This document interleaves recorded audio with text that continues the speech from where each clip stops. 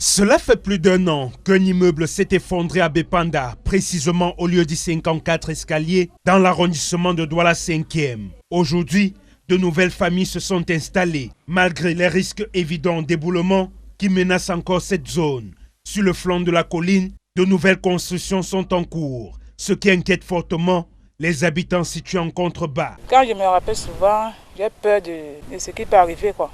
Et les voisins qui viennent construire en haut de notre maison, ça me dérange beaucoup. Dans un autre quartier, celui de Koto, ancienne carrière, un grand ravin menace de détruire des centaines de maisons. Pourtant, les constructions ne cessent de se multiplier, avec des habitations qui poussent comme des champignons. Les murs écroulés au sommet du ravin ne dissuadent personne. Une situation similaire à Logbessou, toujours dans le 5e arrondissement de Douala.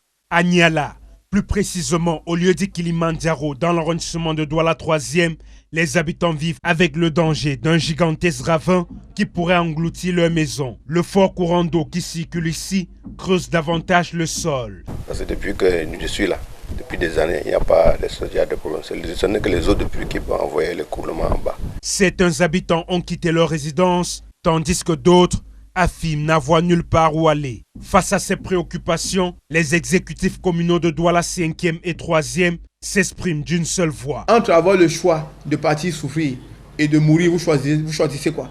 Ils vont vous dire que oui, vous dites ça depuis on n'est pas encore mort, mais le jour qu'ils vont mourir, ils ne vont pas dire ça. Vous ne pouvez pas aimer les gens plus qu'eux-mêmes. Des actions sont entreprises dans le but de déplacer les habitants de ces zones à risque. Mais la forte pluviométrie de cette année a considérablement ralenti certaines opérations, explique-t-il. Ils ont toujours dit oui, on va partir, on a toujours pris tôt. On a deux possibilités, on va les casser.